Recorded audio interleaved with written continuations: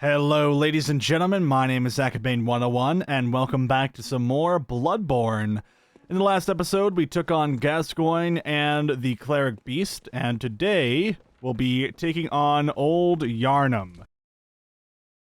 Now, first off, let's take a look to see if we have enough to upgrade our Kirkhammer. It does not seem like we have enough Bloodstone shards, which is incredibly unfortunate at this point in time, but oh well, what can you do? We'll continue to regret this decision until we get enough of our resources down and ready to go.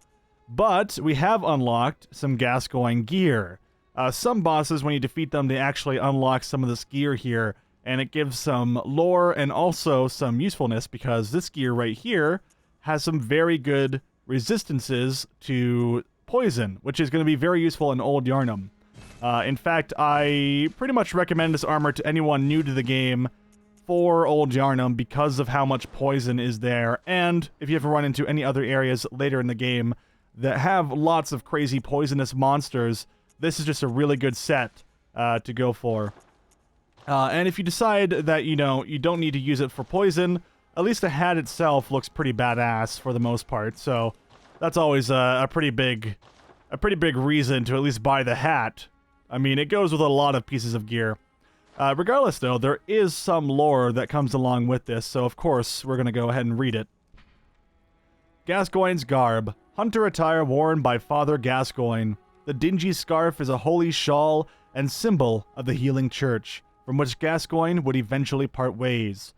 Father is a title used for clerics in foreign land, and there is no such rank in the healing church. So, even though this guy was called Father Gascoigne, he ended up parting ways with the church regardless, and decided to call himself Father. I don't know why that is. Maybe it has some sort of semblance with the fact that his daughter, of course, exists in the game, so maybe they're calling to that, or, of course, in modern-day churches, and they even send in foreign lands, Father is, of course, a title there, but not in the healing church, not in this particular church. This is, of course, hunting attire. He was a hunter. He is a hunter. And he died basically hunting. But as we were watching him and seeing what he was doing, he was basically ruthlessly killing all around him, believing everyone to be impure. Everyone is infected.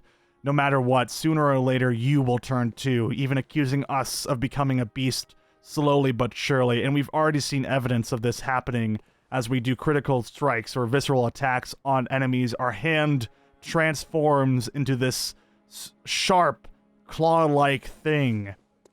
Still maintaining that, skin color that we have, but, slightly more beast-like and strange and mysterious, which I absolutely adore, these subtle things that you run into.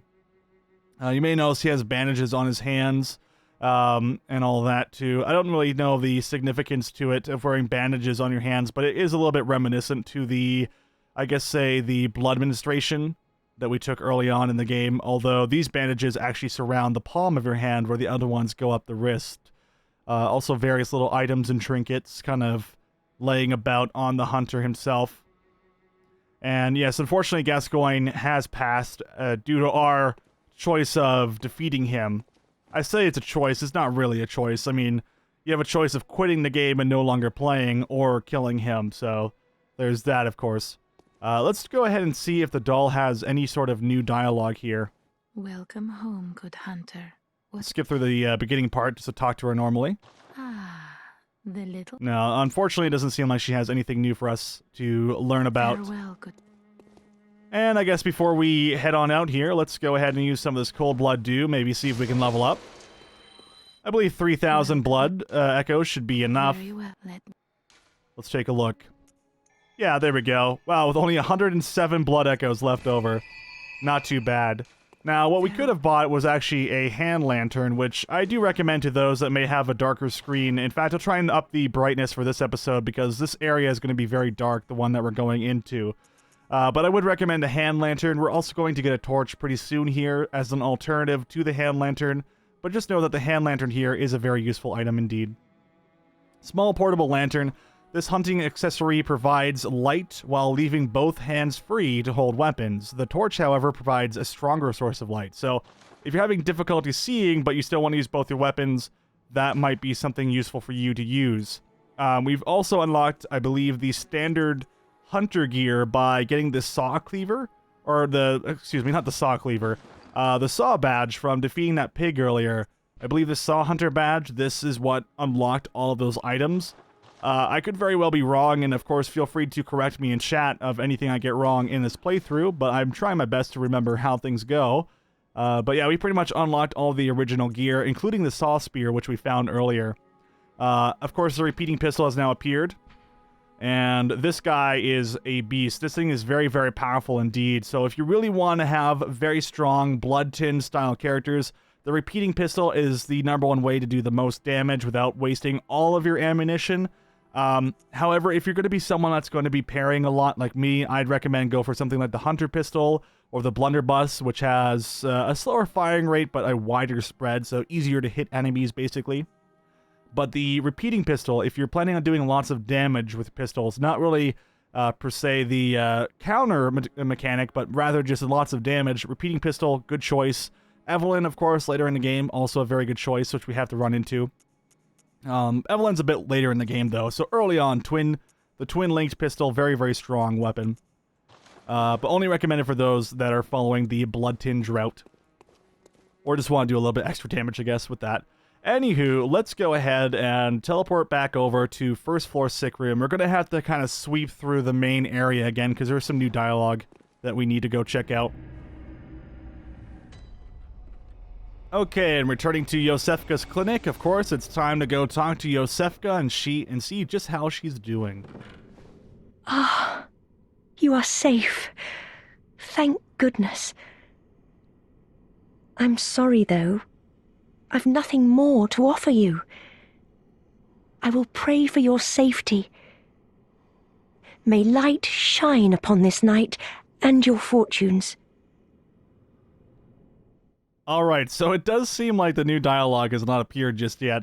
Let me go and teleport back to where we defeated Gascoigne, and let's go enter the new area first, and then we'll come back here. A little bit of a blunder on my part.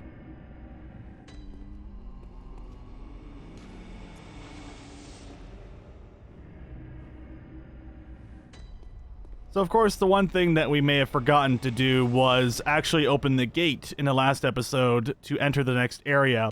This gate right here, it can only be opened with the Odin Chapel key, or the tomb key, I believe it's called. Yeah, the Odin tomb key. This is what unlocks the first area in the game where we can actually start sending people to a sanctuary, which is very important because that allows us to unlock a whole different aspect of the game. Something that I don't believe was really in the original Dark Souls games, and a little bit more attuned to Bloodborne. Of course, characters like to move around various locations in Dark Souls games, but in this, it's a bit different. I mean, sure, some characters like Eileen are going to be moving around every now and again, depending on bosses that you're fighting and positions that you're in. Those characters will move around as the story progresses, but this is one thing that the player has as a choice. We can go and choose where to send people. And this is just one of those choices, Odin Chapel, and we're about to see that in a moment. Here we go, though, with Inspect, a bit more in-game text to kind of help us understand the world. The Byrgenwerth spider hides all manner of rituals and keeps our lost master from us. A terrible shame. It makes my head shudder uncontrollably. So whoever wrote this obviously is very upset that this strange spider in a place called Byrgenwerth, I believe this being the first time us being told of a place called Byrgenwerth, has something or some, a degree of intelligence to it that it's just not revealing, and it's keeping everything to itself, which, of course, is angering this guy, making him go crazy, insane, even, that his head is shuddering uncontrollably. He's shaking in his seat as he writhes, writing this piece of dialogue that the player gets to read. And that is just... It's interesting to learn already that there is some strangeness to this world. So far, we've only really encountered rabid dogs, rabid humans, turned beast, sort of, like slowly transforming. We've been accused of turning into a beast by Gascoigne, but now spiders. There's spiders in this world that have the ability to understand things that humans can understand. We're not going to learn too much about it until we run into Bergenworth, of course, but it's definitely something to think about.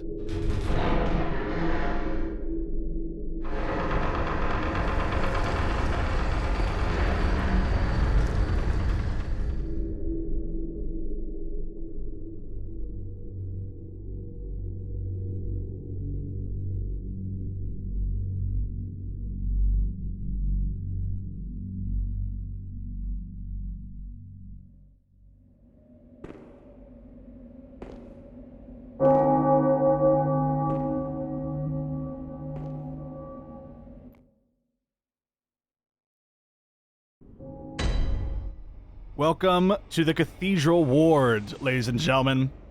After 2 boss fights, the first leading to a false entrance, and the second going through an aqueduct under the bridge to arrive here, has taken us through to the Cathedral Ward. And of course, we can now light this lamp here, so now we have access, quick access to Cathedral Ward.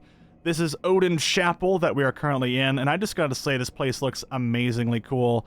I absolutely adore the game early on when the sun has not set yet, when there's still some sign of hope in the world, where the darkness has not set in, and there's just kind of something pulling you into the world here.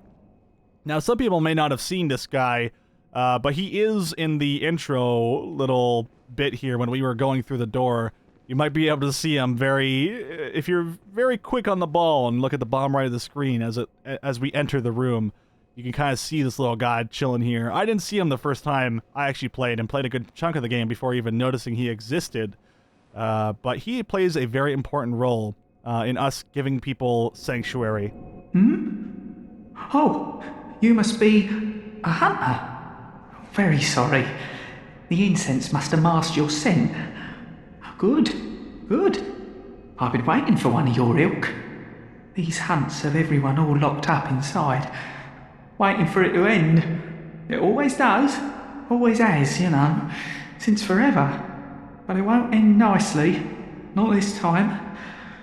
Even some folks hiding inside are going bad.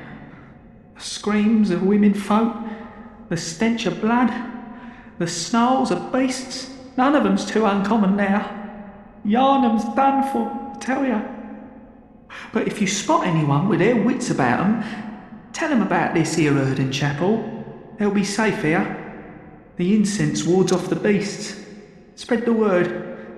Tell them to come on over, if you wouldn't mind.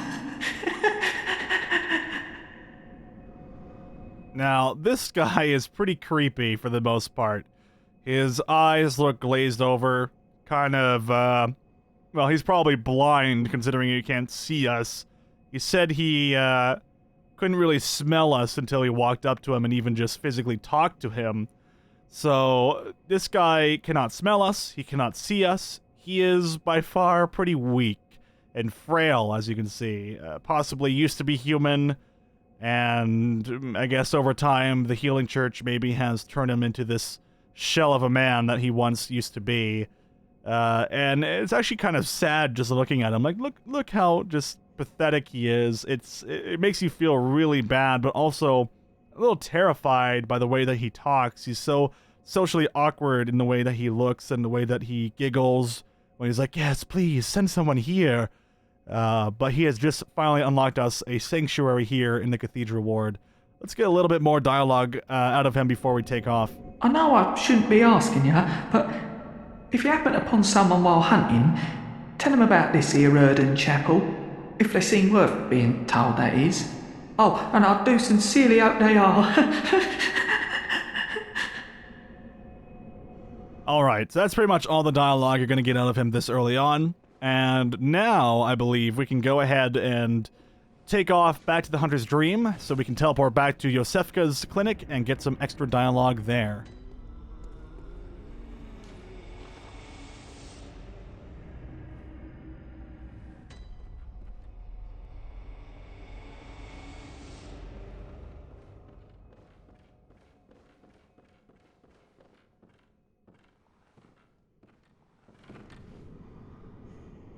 Oh, well, hello. Splendid. Let me ask you a small kindness. You're soon off to hunt, I presume? Then, if you find any survivors, tell them to seek Iosefka's clinic. Upon my Hippocratic oath, if they are yet human, I will look after them.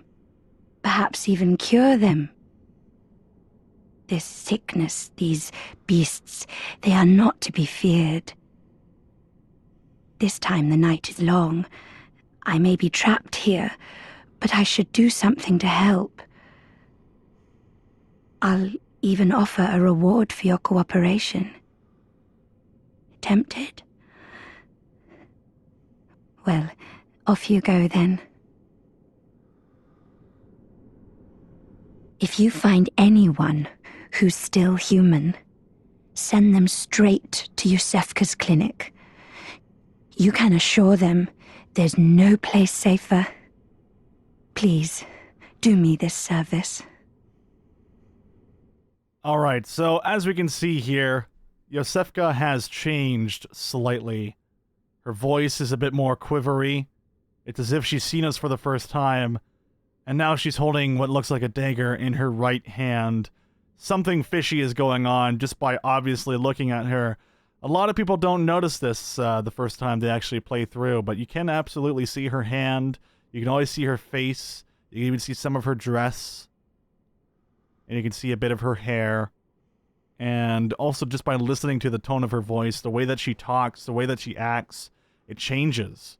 And it's very noticeable if you know about it, but if you don't know about it, you may not think anything of it. You may just be like, oh, she's changed her mind. She's just decided that, hey, maybe we should help this guy that's been coming back to us over and over again. You may also notice there's been a slight change in lighting after Gascoigne. I believe the sun is beginning to set, so the stairs are now illuminated a bit. I don't believe that was there before.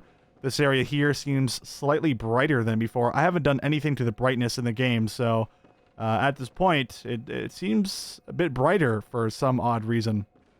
Now, to avoid some loading screens here, we're just going to try and charge through the main clinic here and try and go over to Gilbert and try and talk to him, see what he may have to say currently about the state of things, because he's always been helpful for us. He's actually been our guiding light this entire time, even though he's been very sick.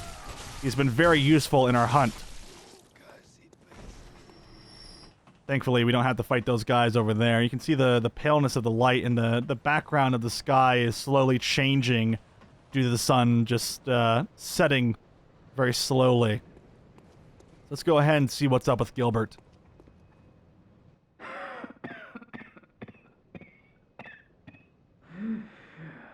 You needn't concern yourself with me. I'm afraid I'm of little help now. But before I did this,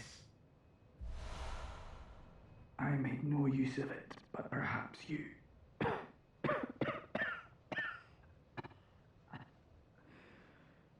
What afflicted me was incurable, but this town gave me hope. Their strange blood bought me time. I was most fortunate, unharmed by the plague of beasts. I can even die human. Okay, so this is one of the first indications, well, not really the first, but one of the main, like, just striking indications that the Healing Church was using blood to heal people of afflictions. We ourselves may have been also suffering from some sort of affliction in the world. Also, you may see in the distance there that those little side panels on the bridge are kind of lit, which is pretty cool. I guess those are automated. I don't know who would be going around and activating those, but those were definitely not lit before. That's so interesting. You know, the game never ceases to amaze me with some of the differences and changes in the world, although some of them make no sense. Who's lighting those torches? I guess they're automated. I guess it's industrial age. I don't know. But it is interesting. This guy says, oh, okay, so the beast incursion did not infect him, he believes, and so he was cured of whatever illness that he had, but it turns out that it was in fact incurable, so now he believes that's what's causing his sickness, and that's what's killing him slowly. But he did give us an item here, and of course everyone's like, look at the item. Let's take a look at the flame sprayer.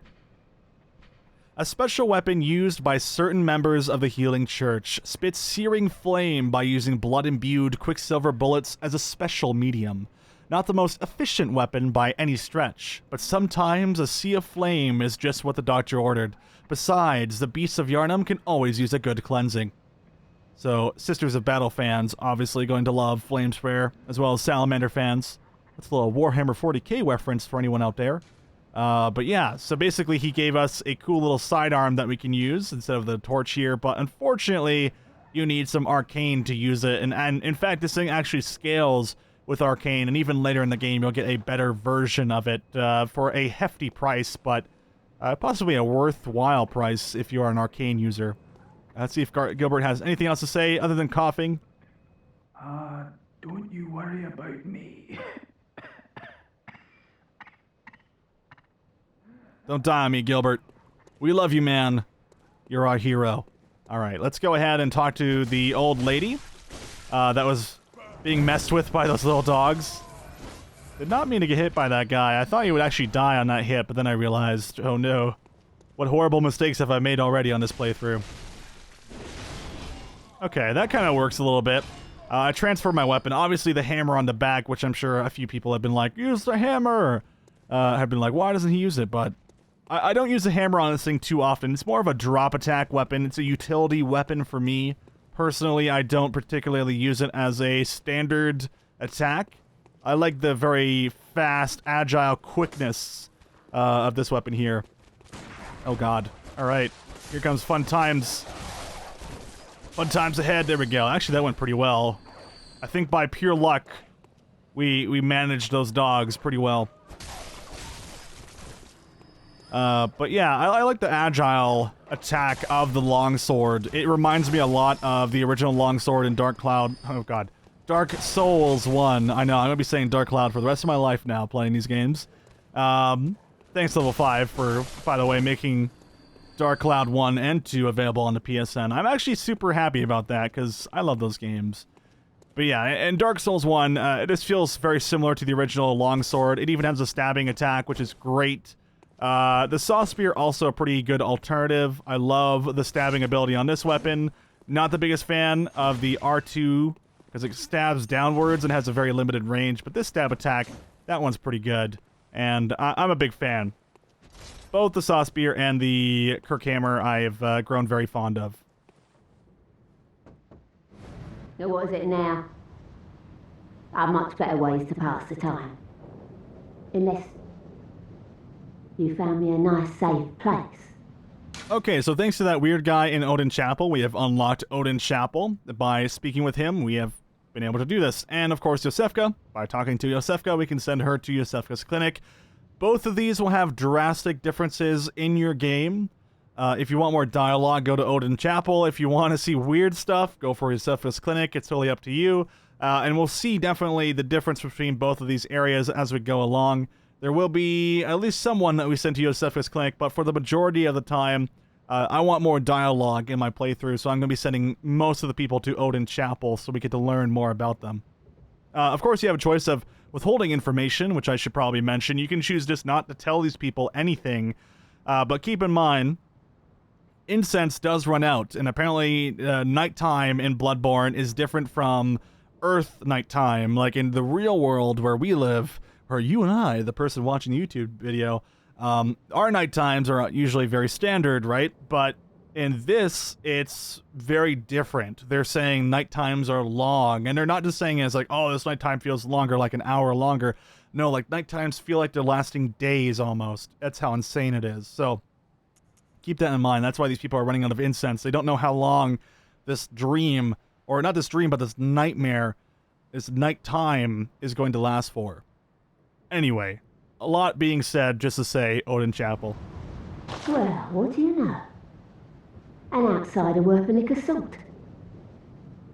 Well, don't just stand there. Don't you have work to do? Go slit some throats. Get this mess done with. Oh, enough with you. Trot along. Chop, chop. All right. That lady is pretty funny to me, but she's also kind of very mean, but in like a funny sort of way. I don't know what it is. She makes me chuckle every time I talk to her, though. She's just so like old and goofy. Like I don't know what it is. No insult. No anger to be beset upon the older viewers of me of my channel, but she herself, she's just very goofy in her own way. Eileen, of course, still chilling out here. She'll move at some point, but we have to defeat another boss before we move on. I believe you have to defeat the Old Yarhnam boss before we continue on with our, or with her quest anyway, which does get pretty interesting. I'm kind of debating right now. This video is already like 20 minutes long, and all we're doing is kind of cleaning up everything that we may have missed or that we need to reactivate. Oh god! Okay, that would have been really bad if we died, but we're okay. I'm just really trying to go through the Central Yarhnam and cleaning up everything that we can do before we actually move on to Old Yarhnam, because Old Yarhnam has a lot to talk about, a lot of things to see. It's basically as big as Cathedral Ward. For the most part, the two early areas in the game are pretty massive. There's also some other pretty massive areas later on in the game, but yeah, two pretty big chunks early in this title, which I absolutely love. I love exploring everything. I don't know what it is about exploration, but it can be pretty darn fun. Can we talk to anyone here? Wretched outsider. Trying to fool me to open this door. Heavens, the depths of depravity. Okay, so she doesn't want to talk to me.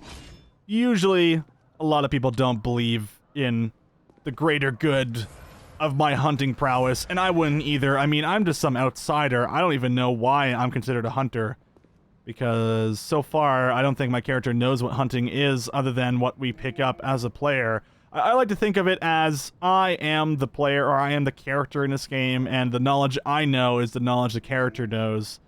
And it can really change the perspective you have in the game. Let's see if we can get a little backstab here. Oh my god. That is some brutal damage there.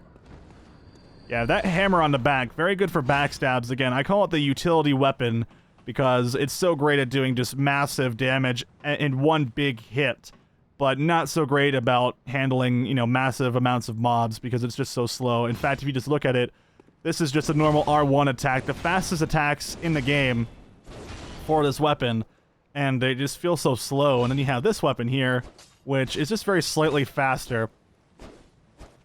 Not too much faster, but definitely feels a bit faster to me. I hope I didn't aggro anything over there, because I want to go talk to this little girl, of course, because we may have horribly murdered her father, and her father may have horribly murdered her mother. Ooh. That's it's a little scary, isn't it? Hello, Mr. Hunter. Still can't find my mum. So we have an option here. Both of these are valid choices that you can make. You can give her the red jeweled brooch, or you can not. Basically, you can expect her to have a broken heart if you give her the jeweled brooch, or you can make her feel good, or, you know, make her not feel as bad by lying to her face. So let's lie to her face. Oh, okay. I can wait, but isn't there something I can do? Maybe Mum and Dad are stuck out there, waiting for me to come and find them. What do you think, Mr. Hunter? So now what we can do, and all three of these choices, again, have weight in the game.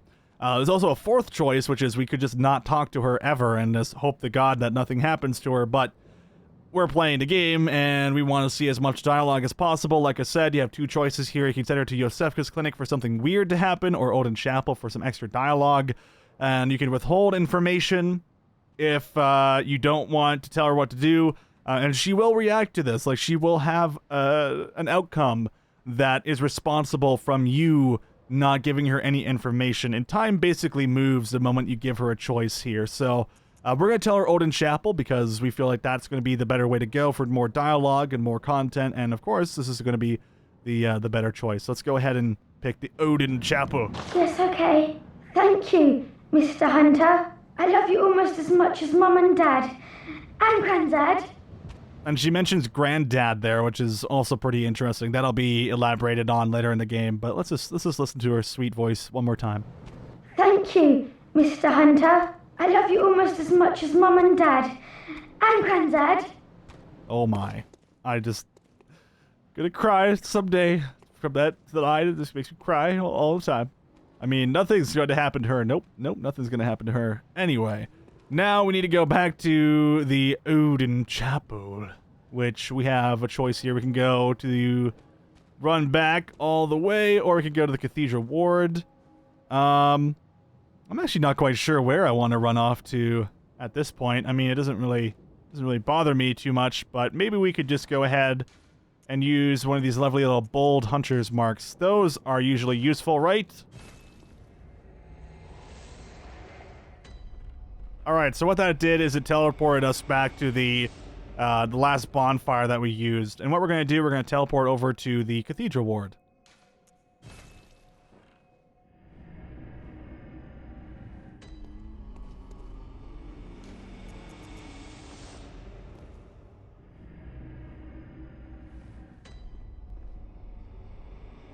Okay, so now we're back in the Cathedral Ward. Let's go check on the older woman and the little girl. There she is. Oh no, I haven't forgotten.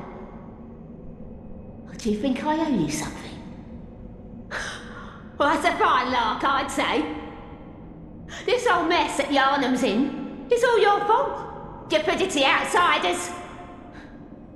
Our blood's ruined, tainted by your ilk. Don't you come near me. I know your type. So now she's proclaiming that the reason that all the beasts exist is because of me and hunters like me, so maybe some sort of hunter blood is involved in the Healing Church, although the Healing Church branched off and created the workshop, so, I mean, that's kind of weird. Maybe she just doesn't understand it all. I mean, you know how a lot of people are. They are quick to assume things, so maybe she's just assuming that because we hunters exist and we're a later branch, we are part of the workshop branch, I guess, that it's our fault that, you know, this happened, which it's easy to do. It's easy to blame someone for all the problems, but that's kind of weird. There's no little girl here. What the heck? Hey, did you see anyone? Ah, the hunter. Thank you. So that old girl, you told her about this place, right? Well, she don't offer me much in the way of conversation, but still, I'd rather see her alive anyhow. If you find any sane survivors, well, send them along to Odin Chapel, will ya? That is interesting. So this little girl, she didn't end up arriving here. Is she still back at her place? That's very strange indeed. But the old woman definitely made it there no problem, and you'd think that if an old woman was capable of making it here, maybe a younger girl would be able to do so with, you know, about the same amount of strength. Not to say that old woman wouldn't be able to kick my butt. That's one of the dead beasts there. It's kind of weird that their left arm appears to be the one that changes first. In fact, I wanted to see something real quick here. If we go to our solid bandage, you may actually notice that on the left arm, that's where the syringe is. So maybe because these guys are having their left arm transform first, it's because they got their transfusion on their left arm. This guy too, and so that guy... Oh, maybe there is a correlation. So maybe this blood transfusion has something to do with it. I can definitely see that being the case of the Healing Church blood transfusions and all that. They affecting various people on the left arm first, and then it creeps up and starts to affect the rest of the body. Yeah, this guy as well. Oh, that's so interesting. I did not actually notice that before, but yeah, left arm first. Your bandage is on your left arm. If these guys received any treatment similar to how I got treated, then yeah, absolutely. I can totally get behind that. We'll try and defeat this guy as fast as possible. Alright. We just defeat this ogre. What? That was weird. There we go. I don't know why that guy didn't get parried before, because he was actually doing his attacks, but I guess he's like, yeah, whatever. I could follow the rules of the game, but I don't want to, is what that ogre said. Alright, let's go check down here. If I was a little girl trying to travel from point A to point B, what would be the safest route? Probably under here when there's not like a giant ogre standing there. So maybe this giant pig has something to do with it? I don't know. Just realized they modeled the butthole on the pig. Why did they model the butthole on the pig? I just want to know why. Maybe it's a Japanese thing, but I don't know. It's very weird.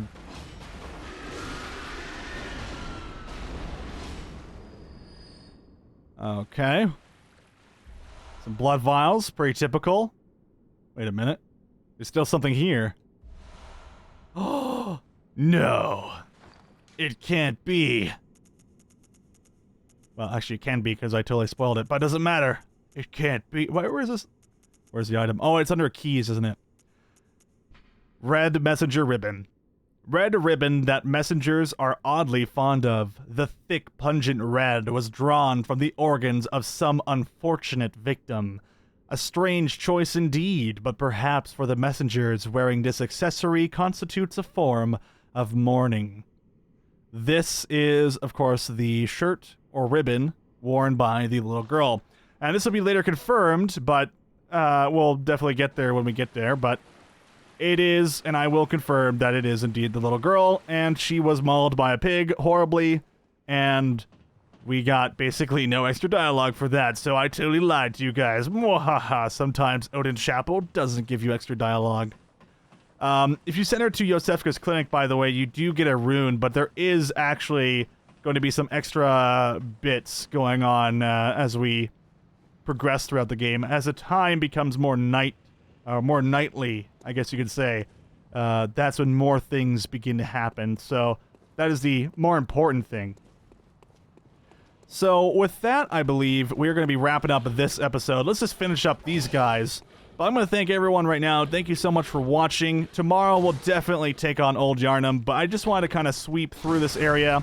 Now that everything has been completely finished up and covered, we should have no problems now going through Old Yarhnam and tackling that area, because there is a lot to do in that one, which I am very, very excited to show you guys. So what I'm going to do, I'm just going to go back to the Hunter's Dream, and I will see you all in the next one. Take it easy, guys.